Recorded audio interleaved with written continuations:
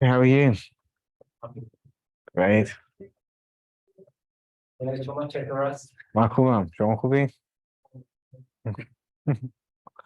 What time is your class? What time is it, your class? 3 to 4. Oh, okay. Monday and Wednesday. Okay, great. Only with Miss Asma Al Husna, right? Great, that's nice. How was it so far? The topic about the country, for example, the Republic Islamic Iran and Indonesia. The Republic of Indonesia. They have explained a little bit to about the president in the Persian languages or something. Oh, cool. Nice. The period of the Ayatollah Ibrahim Raisi here is very interesting. Very good. Yeah. Like one of the easiest thing about Iran that you want to say someone, the nationality of anyone, is just giving a Y to every single country. Like for England, you say British. For Indonesia, you say Indonesian.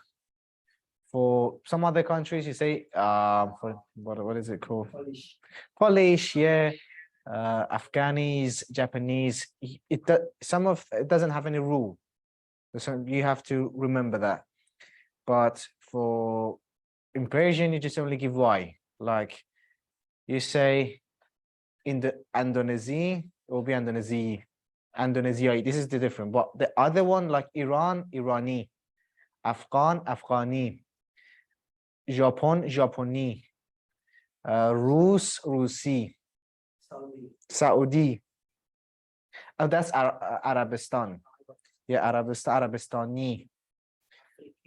Afriqai. Because when you translate it to Persian, it's not Africa, it's Afriqa. So you could just only give a Y like Afriqai. So it's very simple, easier than English to remember. Shall we start? Yeah, okay, thank you. Bismillah ar-Rahman ar-Rahim, wa bihi nasta'in wa khayru nasir wa mu'in. So it's been a long time. We had like around a week and week and a half. Like it was because we didn't have the lifestyle the Thursday, the 2 weeks ago. And I think for this week, we don't have it, right? It's holiday. For Buddhism, holiday, I don't know, what is it called? Like, I don't know. I don't know. I just went down and they told me that Thursday and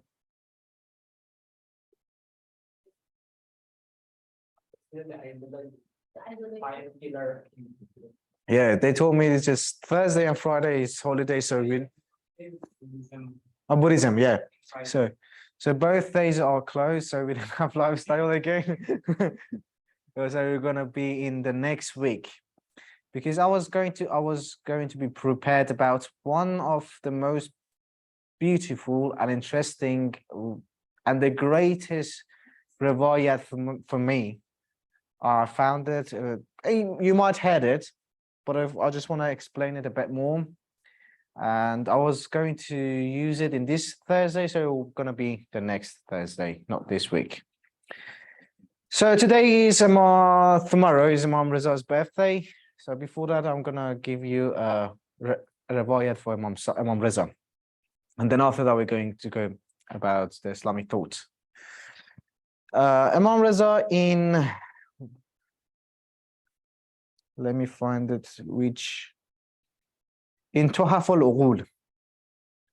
Imam Reza says, a Muslim's wisdom will never be completed if they don't have these 10 attributes. One of it is people should hoping that person help that people. The people expecting you to help them. Second one is people are safe from your harm, from your danger. They are safe from you. The third is if someone gives you a small thing you will consider it as a big, something huge. And you will consider your huge or big thing as a small and nothing. The third was considering others people, good things, very big, even if it's small, and considering your thing that is very big as a small one. This was the fourth. Fifth is whatever people ask you, never be sad, never be mad. Nothing make you be like mad or becoming out of politeness. Sixth is never get tired of seeking for knowledge.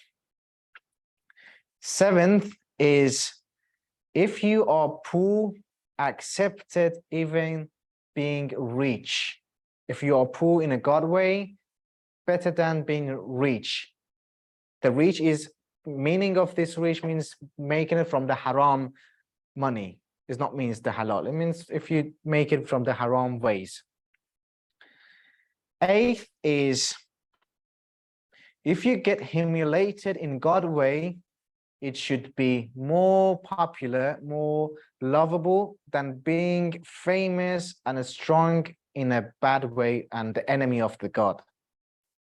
The 9 is like yourself to be nobody instead of everyone know you, to being famous.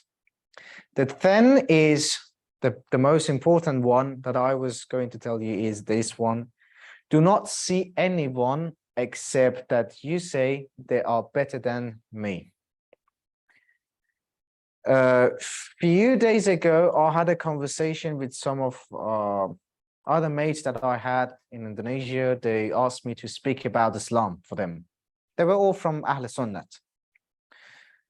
They asked about the differences and the other things that I don't want to speak about it. One of the things they mentioned was instead of only thinking about Islam, it's better to think about humanity.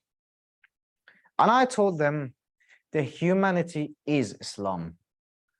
Like, why I say that? Because you have one brain, one wisdom, he has the different one. She has the different one, another one different. Everyone here has a different brain, different thoughts. So I might say this is include the humanity, you might say it's not. So who's right? You're thinking by our brain. Where does the humanity comes? Mostly people say from our brain. We can think, we have that ability to think. So we don't need any religion or other things. But who's going to give you the guidance? Like you say the right is true. Someone says the left is true. So we need another source that has the unlimited knowledge and someone who knows everything. That's the religion. The God sent the religion. Another thing that he said was maybe the other countries like Western countries are misunderstood about Islam. That's right. We believe. And also you believe that the Western people are misunderstood about Islam. Also, we are misunderstood about the Western countries. Isn't that possible? When we're talking about possibilities come to our brain. Is it possible from our brain or is it possible that happens? Like what? It is possible in our brain that right now every continent, every galaxy is destroyed, to be destroyed right now. It is possible. But is it going to happening? No, it is possible. According to the royal or the brain thing, wisdom, so something like that. It is possible that right now, for example, Singapore or Malaysia become United States as the power, having the first money, the most powerful economy. They can be. When you think, yeah, it is possible. Now, today, we want to export many other things, import the other things, and we'll make it in one day. You can make it with your brain. But is it possible that happens? No, it's not. There's some other, so when we talk about possibility, what kind of possibilities we are talking about? When we say misunderstanding about Islam, in the Western's idea, in Western's thought, is who made that misunderstanding? Me as a Muslim, or them made it? Who's supporting Taliban? Where they get their weapons? Who's supporting ISIS? They are well educated in army, how to fight, how to, their strategy. Where did they learn it? They have the most powerful weapons. Where did they get it? They have good cars. Where did they get it? When they put a sanction, United States put a sanction on a country, they can't buy even one car from other countries. But ISIS had the best Toyota in the ISIS communities, ISIS group. Where did they get it? Who's supporting the ISIS? Who's supporting Boko Haram? Who's supporting Al Qaeda? Taliban, all other countries. Like since United States left Afghanistan, it is said secretly United States spent like $8 billion in Afghanistan for Taliban, secretly. So who's supporting them? Who wants to make an ugly face of Islam? Me as a Muslim, or other Muslims, or them want to make it? And another thing, have we ever tried to make an ugly face of Western countries? We don't have that power. We don't have that money. We don't have the people. We don't have any sources. But if there is ugly thing in Western countries, it's made by them, not us. For example, some sects of Islams that are made in this new time, in like 21st century. Who made it? Some people came and just made it by themselves and just they're saying we are Muslims. They're changing the rule of Islam. Who said to them that you can change it? Nobody. So is it that the truth of Islam? No, it's not. So we are not misunderstood because nobody has changed the Western. Nobody has the power to change them. Nobody has the power of the media to show an ugly face of Western, but they have the power to show Islam as an ugly religion. As we mentioned also, the most war in all war in our world has started by the Western countries. World War, the other, like the Christians war, even the ISIS was supported by the Western countries. If the Western wasn't here, the United States, the ideology of them, that their thought wasn't in this earth, we wouldn't have any fight, we wouldn't have any battle, we wouldn't have any war. So it's not our misunderstanding about them, it's them making misunderstanding about Islam, but not us about the Western. So he said another thing that he said, ask me that how about like if you want to use Islam as a source of everything, Islam should be everything. I said to him that Islam can be everything for our lifestyle, for education, for our thoughts, for spiritual things, and everything, materialistic things, everything. Islam can be a source for that. He said, okay, if Islam will be a source of everything, people might think that they are greater than everybody. They are better than everybody. They have that power to order the other people. And blah, blah, blah, just exaggerate. Just imagine the other things that can be for someone who's arrogant. But according to Islam, check the Prophet. Check Fatima Zahra, Sayyidat Fatima Zahra. Check Amir al-Mu'mineen. Check Imam Hassan. Check Imam Hussein. Check now this hadith I mentioned. Imam Reza said, you should never see a person that's walking in front of you, you see it anywhere, that you are better than that person. This is a riwayah. So this is Islam. in Islam that says every people and the Muslims were trying to say hi to the Prophet. They wanted to be the first one who's saying the hi, the hello, but it was always the Prophet. They humiliated the Prophet, but Prophet never get a revenge. So this is Islam. The greatest thing of Islam. So when you say so people see themselves as an arrogant person, it's not about Islam. So you might see a knowledgeable person as well that says, I'm knowledgeable, I'm better than everybody. So is it true to say I will stop learning the knowledge? Nobody says. You will see some arrogant, rich people. Is it true to say, okay, money is bad? We should live in a poverty. We should not eat. We should not have money. Nobody says that. But what happens to us when it comes to religion? We say, okay, stop Islam. Because we never find any cool other things like Islam to destroy it, to attack it, like Islam has it. We would always want to attack something that everyone would accept it. If you say, okay, being rich is not good, everyone would have a shield standing against you, a guard that would say, no, rich is good, being rich. If someone made a mistake, it doesn't consent to consider it as a being rich. If someone is bad as a knowledgeable person, doesn't mean knowledge is bad. This is what everyone says. But what happens to people when it comes to Islam? So this is the things that I answered them. I think it's better to see Islam as a source of everything.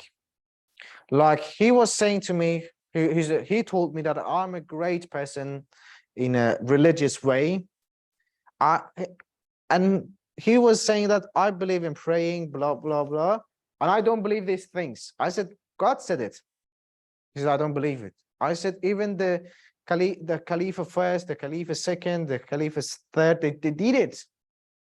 It's in Ahl Sunnah, it's in Shia, everyone admitted. He said, I don't accept it. It's not Islam, it's just you. What do you like about Islam? So it is not what we like, it is what is Islam saying. We always look in our brain, our wisdom, and we decide to what is good and what is bad. Now we'll go to the justice and we'll talk about it, that why we say everything that God says good, it is good. And whatever he says bad, it is bad. Will never change. And he will never commit any bad.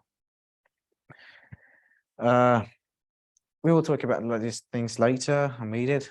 So I hope today I'm going to finish the justice. I didn't write many things, just wanted to do it quickly. And after that, we're going to have the question, because maybe we have another holidays later and we cannot finish it. So I decided to finish it for this session, the justice. We can go deeper, but for this time, I think it will be general is okay. If you have any other question, I will be glad to answer that. And deep questions, I mean, like specific questions, I will be glad to answer that. And also you can search by yourself, it is okay. Okay, we've learned that what is the justice, and who can remember what we said about why justice become a principle? Anyone can remember that? Why justice, the only attribute of God is the principle, but the other attributes not? What was the reason? Yeah, exactly.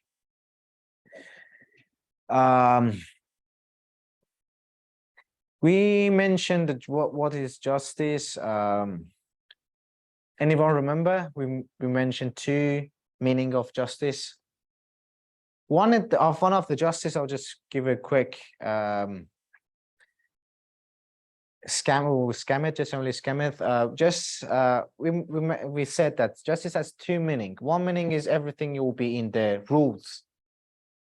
They have rules like the atoms, molecules, and other things that they are in a justice, and also justice in individual things. Okay, anyone remember the differences between justice and equality?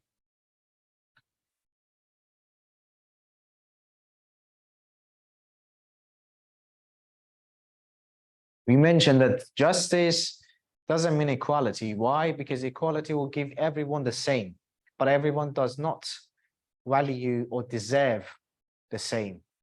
So what like a classroom that we have a test exam. It's not okay that we give everybody the same score. It's not correct. You are a person who worship God, you are good to other people. And also we had the Abu Bakr al-Baghdadi. He was a terrorist of the head of ISIS. We had Saddam Hussein. He was also, I call it a terrorist. We have many other things. It's not correct that we go to heaven, he goes to heaven as well.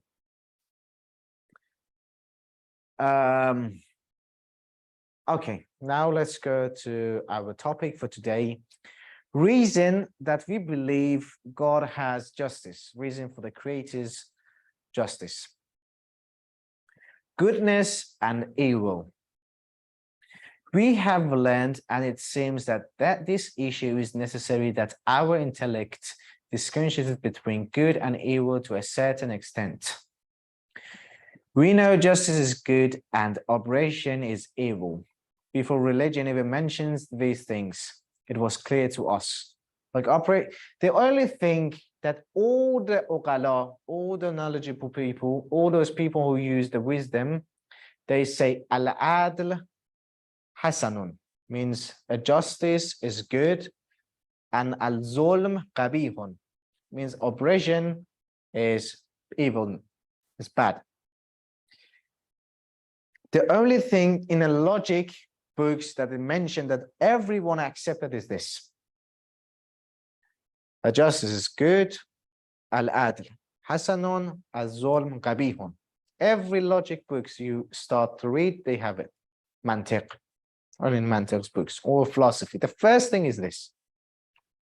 So in logically, according to the logic, according to our wisdom, God cannot commit any operations.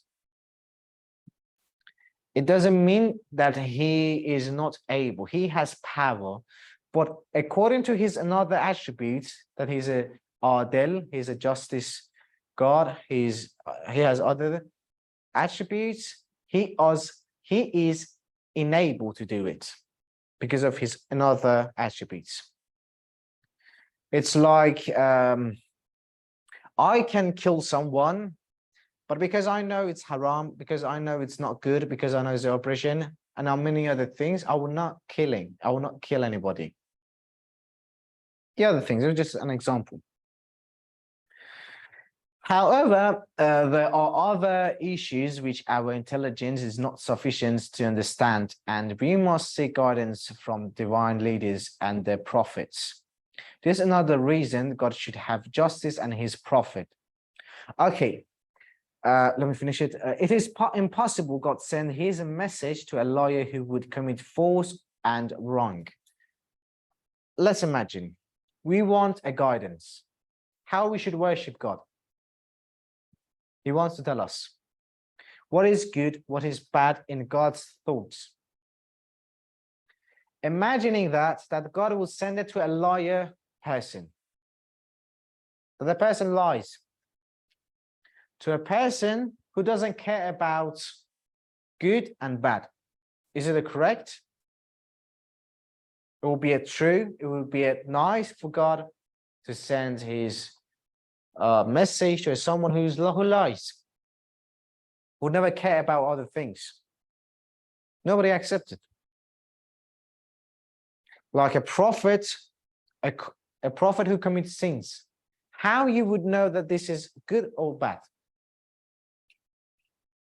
He should be clear of every sins, even the makruh. Also the Ahlul Bayt.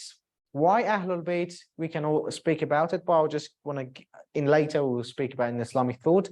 But because we believe Ahlul Bayt should say everything that Islam says. They should do the same thing that Islam says. Exactly. How they get it, there are many riwayat. How did they get it? One of the ways that they get it is from their fathers. Like Prophet gave his own knowledge to Amir al-Mu'mineen. According to many riwayats, Ana Madinatul Ilm wa Aliyun Babuha. He gave it to Amir al-Mu'mineen. Or Ana Madinatul Hikmah Ana wa Aliyun Babuha. In Ahlul Sunnah and in Shia, they have that. And who would be next? Amir al-Mu'minin would give all his knowledge to Imam Hassan. Imam Hassan to Imam Hussein till Imam Mahdi. So this is going to continue. The knowledge will get from each Imam to another Imam. Why? Because they should know the Islam, the wajib, the mustahab, the mandub, the makruh, the haram. They should everything. And all their acts, all their movements, all their speech, when they become angry, when they become happy, should be according and relating to the Islam. We shouldn't be out of it. Because what we will talk about it in later in another session that we're going to do about the Islamic thought, another principle. So the Prophet, let's go back to the Prophet. Prophet should have all the good things. How God wants to show himself, you'll see in the Prophet. He's merciful. He will be good to humans. It should be comes to the Prophet. The Prophet should do what a God would do. Because it's not just a God, he's obeying the God orders. God orders is God's acts, movement, God's attributes. When we say Ar-Rahman, the Ar-Rahman is God. But also these attributes should be shown in the prophets. That he was merciful. He will forgive people easily. When we're talking about the Al-Qahhar, it should be shown in prophet as well. Why? It is because order of the God to show it in yourself. Be powerful. When being powerful, in the same time be merciful. You have the power to kill like 1,000 people, peons that came to kill you, but forgive them. Why? Because God is powerful and God ordered, because you are my prophet, you are powerful as well. So it is not correct that miracles and everything comes to a liar, to a person who commits sins, a person who doesn't care about the good and bad. So the message be only going to a person who is the greatest one. There is no great. When we say greatest, we want to just show how it should be great. So, but when we say about it, there is no great that prophet becomes the greatest. Prophet is the great and the greatest one, is the perfect one, is the good one. Okay, another thing is, so when we're talking about the justice and operations, we should know where does, the yeah, I was looking.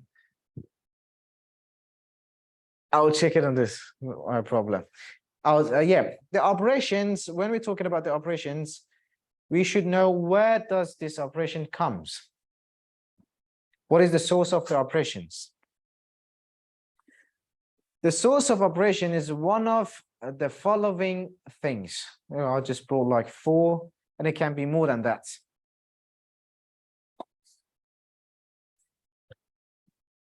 The computer has no fonts, but here we have font. Is it correct over there? Yes. Okay. Yeah, just read it later. You read it later. Yeah, because even if it was wrong in my phone. Yeah. Okay, I'll tell you, but then we'll go to the ayats. I don't know what happens. Sorry, my mistake. Okay, so there are sources of for the operations. Why we commit operations? One is ignorance. Why? Sometimes happens that an oppressive person does not know what is he doing and what is right. He doesn't know it, and he doesn't care about it. When you talk to people that they kill, the one said it doesn't matter. Maybe it's for money. What happens if I kill? They become an oppressive person, right? So one of the things that the source of oppression is ignorance. You don't know what is right, what is wrong, what is the truth, what is the false, what is the good path, and other things. Another source of oppression is need. Sometimes a person is tempted to undertake a satanic act in order to attain something that another has. What does it mean? It means, for example, I have 100,000 rupiah salary per month. You have 100 million rupiah salary per month. I don't have money, but I want your money. I will come easy, like maybe I'll come to steal your money.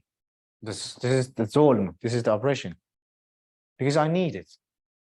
I'll feel it, but I don't see the right things. I don't see the Islam. I don't see the God. I don't see the Prophet. I don't see the Holy Book. I just only see that my need. It is what? It is that I want that money. I want to be succeed, for example, in an exam. I'll cheat on it because I need it. It's not, some people, they say it's not oppression, but I just want to give you an examples. So just sometimes I'll just give examples. It's not always saying like, well, is it your example true or not? I just want to make it sense for you.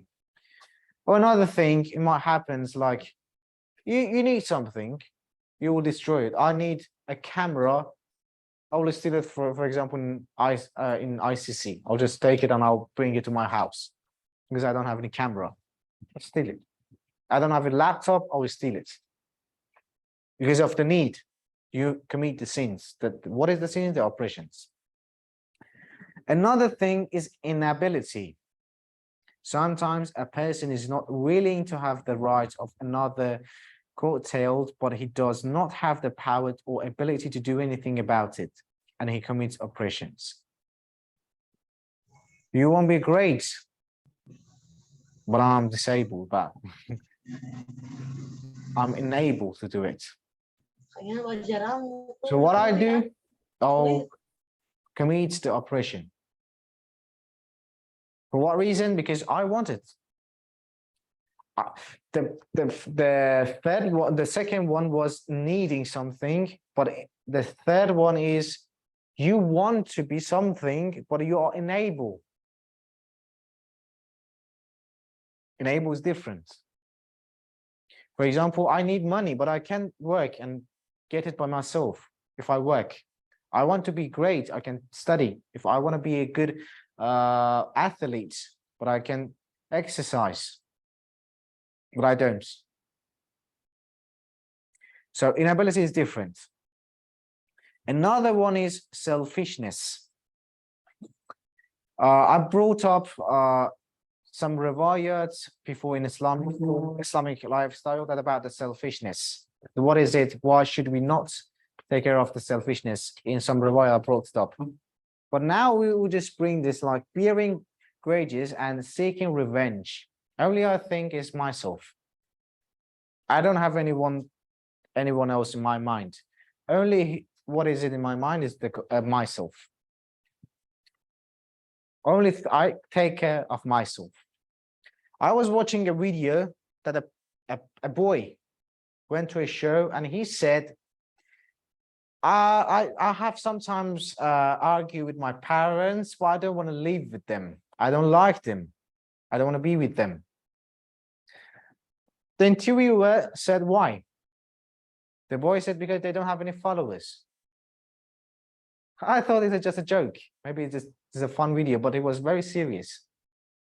He said, because my parents, they don't have much followers that I have. They don't have that likes on Instagram. Nobody knows them, but everyone knows me. So it means I'm higher than them. He said, it is a reason that you should abandon your family. He said, yes. The interviewer said, don't you see that they are your parents? They're your mother, your father? You don't see that? He said, I don't care. They're not relevant. It's just not being relevant that they don't have any like followers, they don't have Instagram, they don't have TikTok. You should abandon them. I said, yes. It was so serious. This is a selfishness. When you want to talk to your parents, when you want to talk to your mom, when you want to talk to your father, when you talk to your brother or anyone else, you just only see yourself. For example, people are working here Some people are just ordering. And when they are the people that don't do it, they don't see that they are working. They're busy. They say, what? Why they didn't obey the orders? This is selfishness. What was the ayah? Can you read? ثم قيل للذين ظلموا ذوقوا عذاب الخلد. Yeah, that's enough. In Surah Yunus, huh? Yunus, yeah. So, no, it's just, yeah. So it says, as zulm, an oppression, will be facing the hell. God will destroy them. So how is that possible? In the Quran says, God will punish those people who committed oppressions. They will face the hell, they'll face the nar, they will face punishment, and he will do it. What was the difference between Ash'ari and Mu'tazila? Remember anyone? Ash'ari was saying that whatever God does is true, is correct. Even if God decided to send his prophets to the hell, is all right. It is okay, he sent, for example, ISIS to the heaven, and those people who were killed by ISIS to the hell. It's all right. He can commit the zulm, he can commit the oppression. But according to the Quran, says people are not allowed to commit the oppression.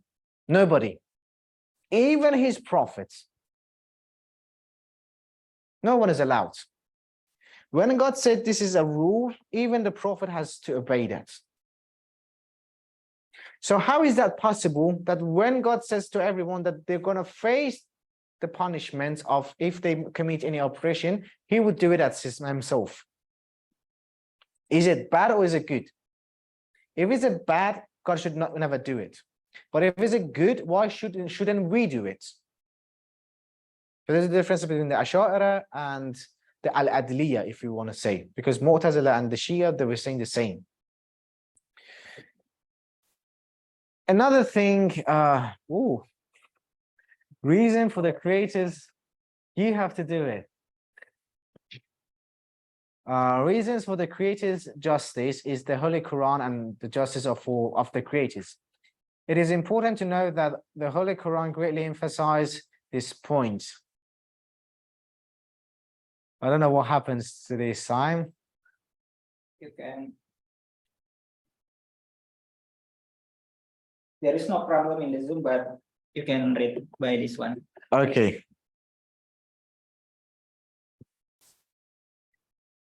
In Quran, in the Surah Yunus says, "Inna Allah la yadhlimu an-nasu shay'an."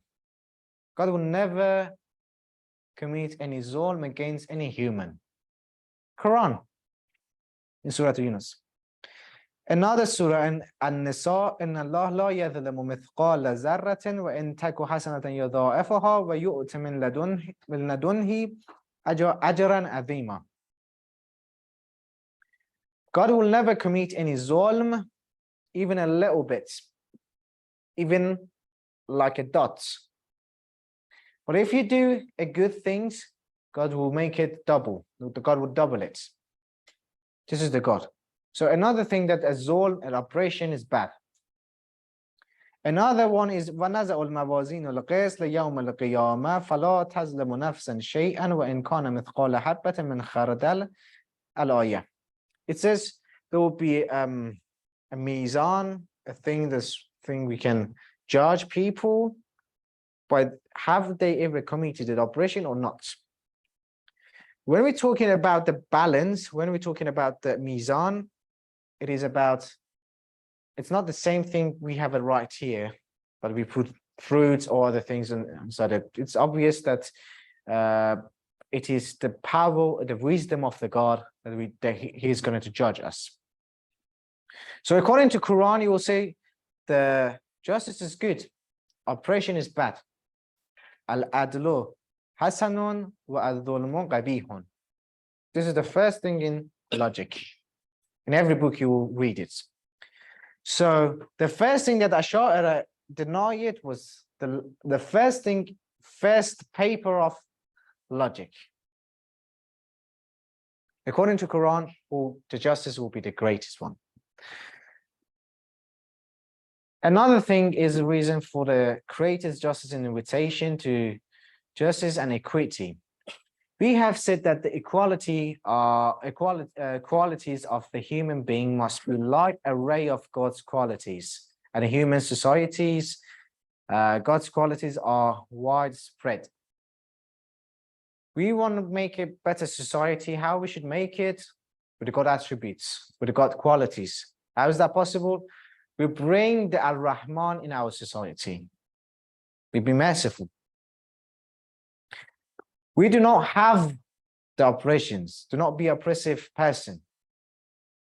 This is a God attribute. We should bring it to our society. According to this principle, to the same extent that the Holy Quran stresses the justice of the Creator, he has also stressed the justice and equity in human society, and individually and individuals. The Holy Quran says that oppression and justice will destroy society, that the fate of oppression is one of the most painful of the kind. So oppression will destroy you. Injustice will destroy your society. What brings the society together? The justice. Justice is different with the being equal. We mentioned that equal is the wrong thing in life, in society, in religion, in materialistics, and also spiritual things. Another thing that I wanted to say is relative judgment and limited knowledge. What does it mean? Because I just want to give a scam about it, because we are in rush. Because I want to finish the justice for today. When you're going to judge, how are we going to judge someone? We need knowledge about it, right? This person is bad person or good person. We cannot judge her. Why? Because we don't have any knowledge about her. How we can judge her? If we have the knowledge, we know about her. If she is a good or whether she's good or bad. So when we don't have that power, the only one who can judge, the only one who can bring the justice, who is it? The God. So is it possible that you can bring the justice to the society? What do you know about this society, about the country, about the politics, about spiritual things, about the economy, about the family? How much knowledge do you have? I'll just bring this story again very quickly. Someone came to me and asked about Islam and other things that I know about the tafsir of Quran. I don't need anyone else. I've been studying Islam for 3 years, something like that. And he was bringing some ayat to me, and he was translating those ayat in the wrong way. All of it was wrong. And I told him that this is wrong, this is misunderstanding about this ayah, this means another thing, this has the tafsir, this has blah, blah, and other things, etc. He was shocked. Even a person who believes that he knows something, in logic, they call it jahlul murakkab. Means you are wrong, but you think you are not wrong. This is called in logic jahlul murakkab. It's Arabic. Means you are thinking that you are right, but you are not in the truth way. So when we say that justice will not be happened by human wisdom, that people didn't know 100 years ago there will be a cell phone. Nobody could think of aeroplane in, like, for example, 400 years ago, 500 years ago, but there is aeroplane right now. There's cell phones right now. So my wisdom, my brains are enabled. It doesn't have that power to understand the justice. Who can bring it? It's only the God. So that's why we say the only source of everything, the source of religion, the source of the society, the source of lifestyle, the source of justice, it will be only the religion. The true religion, not every religion. The truth of Islam can be only the source of the justice and equity. This is the reason. Another thing is we have undesirable events and people who might be facing some problems. How are we going to fix it? Who's going to fix it? Do you have that power? Like, for example, undesirable thing, I'm a broke person. Imagine, I lost my own money. How much can you pay me? How much can you help me? Someone cheated on me in the business. How am I going to face that justice? Can people bring it to me? Most of the time, no, they can't bring it. Many countries are attacking the other countries, and who can stop them? No one. So where that the justice comes, who can bring it down? Only the God. That's why we say the justice should be the God principle, that justice should be one of the God's attributes, and he should obey this justice, follow this justice. Another question that might be come to our mind, that we said God will never make any problem, or he will never commit any evilness, but everything will be good for human being. How about earthquake? How about hurricane? Storms? In this situation, I don't want to just take the time, I'm just going to give you very quickly. We have two answers for that. There are many answers, but one of two answers are main answers. One of it is sometimes is God punishments for the human being. For example, you've heard it. I brought it in the Islamic lifestyle that sickness is kafarat az-zunub. It will remove, it will clear your all sins. Sometimes you want to say, oh, I don't like the sicknesses. I don't like being sick.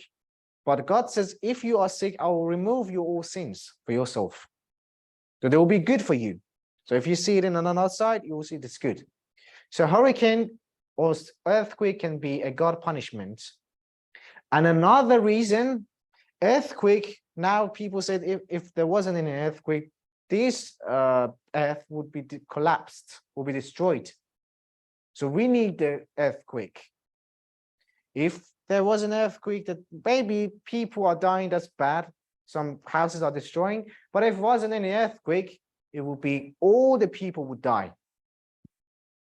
You see a rain is coming, it will be, for example, stormy, it's going to be flooded. This is bad.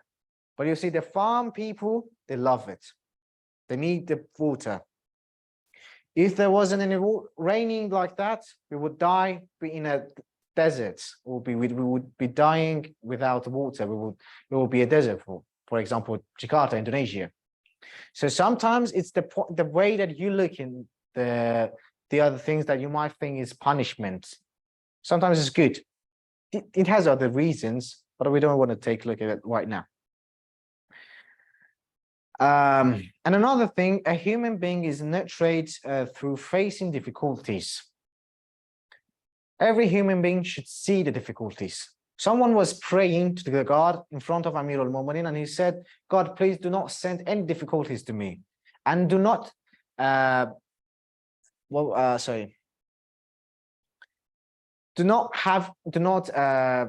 test me with your difficulties.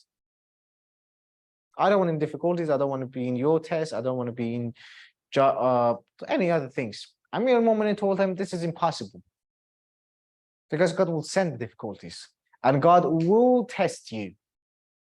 But what is the correct way to pray is to say, God, make it easier to me, the difficulties, and God, please make me to be succeed in your tests. This is a better, because God will test every human beings, even the prophets, even the Amir al-Mu'minin, even the Malaika. He will test everyone. And every difficulties will be, every human being will face the difficulties. According to the prophet faced difficulties. Amir al-Mu'minin faced it. Hazrat Zahra faced it. Imam Hassan faced it. So it's not exceptional for me. If the prophet faced it, so it will be me as well. So the difficulties for human being, but when we say I faced difficulties, I faced many other problems. So when should I reward it by that? There's going to be a reward for me if there is justice, yes. So we should accept it, because God sent the difficulties for what reason? For nothing? That's impossible. And another one, difficulties and ups and downs give a spirit to the life. Catastrophes are necessary for our life. It's happening and no one can stop it. So when we say it will give you, like if I want to give an example, a person will be great in bodybuilding who has been faced the pain of muscles. A person who will be succeed in knowledge who has been faced the suffer of studying every day, every second, it will be knowledgeable, suffering. If you want to be rich, you have to face the pain of working hard. I mean, working hard wisely, not every work. So this will give you a spirit to your life. It will make it better. How? For making you a better person. As long as you make your force your brain to learn something, you're suffering your brain. It's hard and difficult, but make you wiser, make you to learn more, make you to remember many things. And also, if you train your muscles, it will be better. So the human beings need the difficulties, needs the pain to become greater. Even in spiritual things, you have to face the pain. For example, praying, fasting, being always the good person, not judging the other people for nothing. And also, like the other Ahlul Bayt and for example, the Ashura, they were murdered, they were killed. For what reason? They go up. They get closer to God. Well, how they got closer? With the pain, with the difficulty, that they didn't drink water, they didn't have enough food, it was very hard, and they were killed innocent. And according to Riwayat, nobody will come like the Imam Hussein's companion, Imam Hussein's Sahaba. Because why? Because they faced the highest difficulty. I think it's enough for today. I brought some hadiths to sum up the class for today. Brought up one riwayah of Imam Reza that took like 10 minutes. It was the greatest riwayah of Imam Reza that you mentioned. If we have another time, I will bring up another riwayah of Imam Reza next time.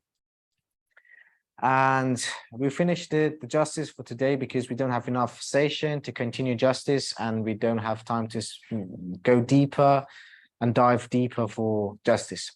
For the next, we're going to have the Islamic thought continuing the next session Tuesday, and for the next Thursday, not this week, for the next Thursday next week, we're going to have the Islamic lifestyle.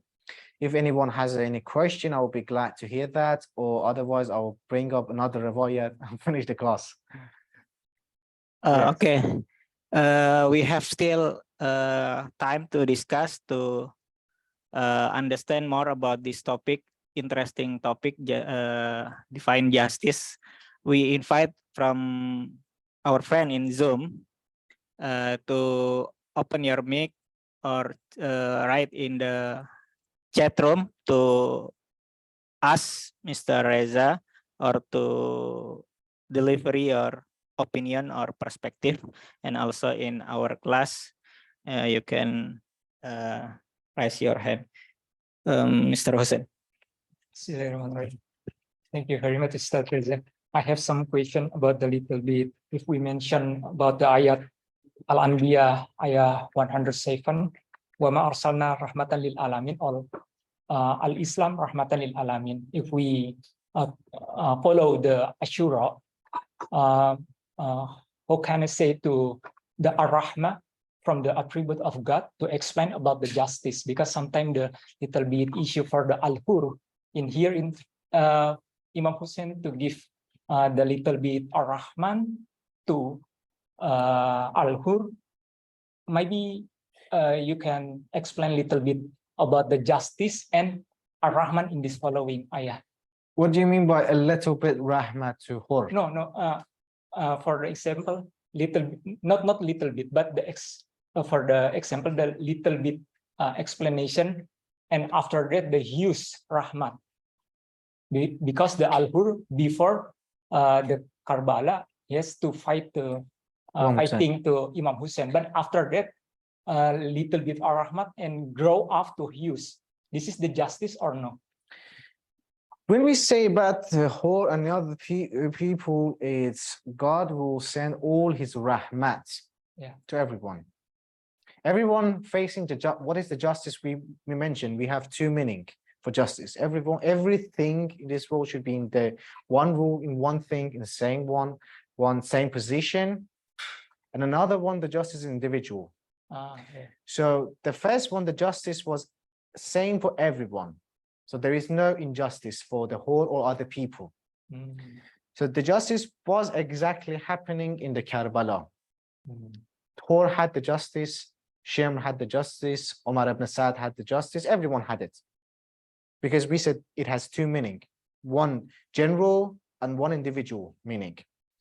So what then for the individual, Imam Hussein brought the rahmah to everyone. Like for example, Imam Hussein, when Shem come through the Baghdad to kill Imam Hussein told him that if you just leave me, if you don't kill me right now, if you just go, you brought many suffer to me, to my family, so that's okay. But I will be your shafi'. I will ask the God to forgive you if you don't kill me. This is the rahmat. All people in Karbala, they faced the rahmat of Imam Hussein, because Imam Hussein had a speech for every single person. Imam Hussein also told even his killer that I will show you the mercy, I will show you the forgiveness. And everyone knew that Imam Hussein was the grandson of the Prophet. So the justice and the rahmat was the same time. It was there at the same time, because we said justice has two meaning. One, the meaning was the general meaning that was for everyone. The whole has the same position as the Shemr, but he decided to choose another path for himself, because he faced the rahmat of Imam Hussein. He came there, he saw that his horses are thirsty, they need water. Even Imam Hussein had a limited water, he gave it to the horses. He saw the rahmat. So he become okay. Thank you very much. But the conclusion is Imam Hussein give the rahmatan lil alamin in the Karbala for everything. Thank you very much. About Imam Hussein, why we said it was rahmatun lil alamin, not just for that time, not for his companion, is as on time, but I will speak quickly. It is because Imam Hussein didn't just do it for himself or the companion or for that time. He did it for the all times until the Qiyamah, to help the people, to catch their hands, to help them. For what? It can be a reminder for the people. Even Imam Hussein, when Imam Hussein was in the Qat, they call it Maqtal. He was the Maqtal, he was facing the death. In many riwayat that we have, Imam Hussein faced the God and the sky and said, I did what I was promised. And now it's the time that you as a God do your promise. And we have, I saw that Imam Sadiq said that promise was saving the Shia and the following of Imam Hussein, those people who follow Imam Hussein, those who love Imam Hussein, those who cry for Imam Hussein, God should save them from the hell. This was the promises between Imam Hussein and the God. So this is the rahmatun lil alamin. I told you the Karbala and Imam Hussein, it's at the closest way to the God. God made a path and he said, this is the only path you should go. But except that, because of the facing the pain and other thing that the Ahlul Bayt were the greatest people, God made another closest path to get close to him. Because if you commit a sins, you should face the punishment. As we mentioned, why it's punishment, why it's rewarded. We said we make the punishment, we make the reward. So why God made this the only way that God made it for human being, that they are committing sins to save themselves from punishment, the hell. Okay. This is like a mountain, giving a mountain to a dot. That's grow up. Yeah. Any other question? Any other question? Ladies, gentlemen. He's begging for questions, huh? Badin? Dini?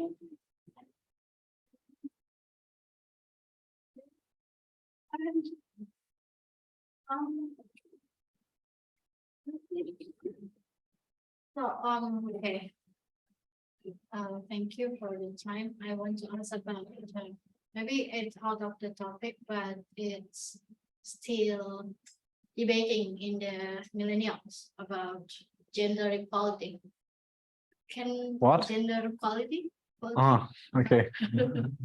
People still think about gender equality. Yeah, what do you think about that? Do you think we need that or? What is the justice and equality means whatever you commit good or the wajib, the mustahab, you will face the reward of the God.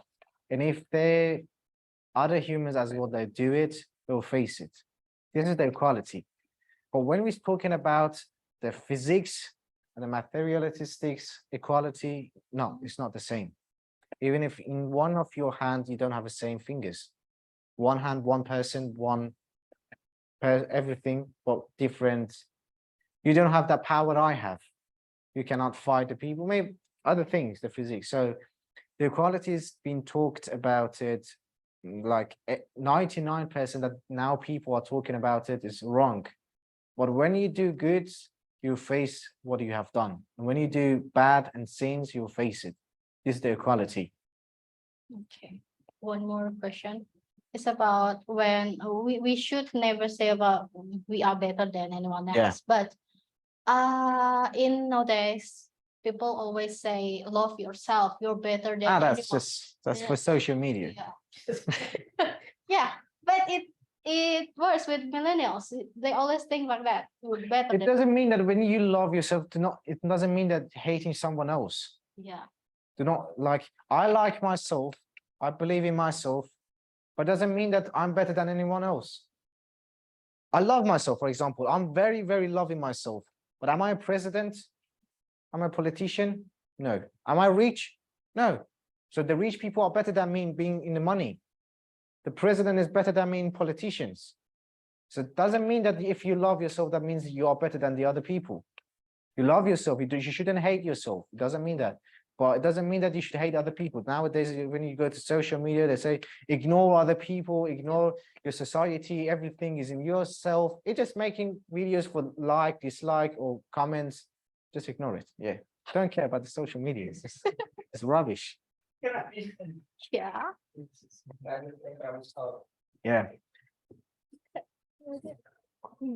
I think no one else has a question. And it's just because we are out of the time, maybe the other people, if they have question, they can write it and send it to Mr. Eddie. He will share it with me next time. We'll speak about it. We'll discuss it. And for last thing, before we go for the Salat, and today we have a session here for Imam Reza Waladat. Before we go for that, I would like to give you a riwayat that one of the Imam Reza's Sahabi, his companion, came to Imam Reza's house. Imam Reza came out of his house and he was just like welcoming him very greatly. He said, please come down, I will help you. And he was following him to the house. And he said, please sit down. He brought some pillows, make him comfortable to sit. And after that, it was a night, he wanted to go back his home. Imam Reza told him, no, please stay at my house. I will serve you. Imam Reza brought some blanket, pillows, and other things to make him comfortable and let him to sleep. Imam Reza did it by all himself. That companion said to himself that what I have done that made that Imam Reza is bringing to me. He was thinking, not saying.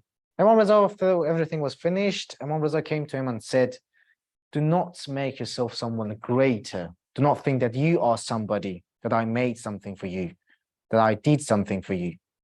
Do not be arrogant. Do not be proud. Always see yourself as nobody. This is one of the rawaya. And to say that you should never see yourself better than the other people. And for the last rawaya that I would like to say was, next time I will say it, it's late. Yeah, maybe next time. Okay, next time I will speak about it in Islamic lifestyle, about this rawaya, but just remind me. I don't want to forget. Okay, thank you very much for attending this class. I would like it was something to you and you learned something, and I hope you have a very good weekend, because your weekend will start from tomorrow, right?